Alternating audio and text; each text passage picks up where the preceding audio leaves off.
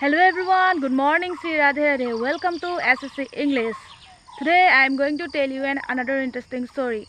So stay with me till the end. Do you know how India got the name of Bharat? Let me tell you. So there was a beautiful lady named Shakuntala who lived in forest.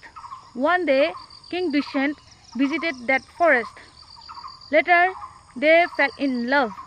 But after some time, King Dushyant returned to his kingdom, and Shakuntala gave a birth a child named Bharat, who was not an ordinary child. He was brave, he was a courageous child. Later, he became a good ruler. Because of his greatness, the land came to be known as Bharatvarsh. That is how our India got the name Bharatvarsh. I hope this video is informative for you. Do like and subscribe for more videos. Thanks for watching. See you in the next video. Bye bye. Take care.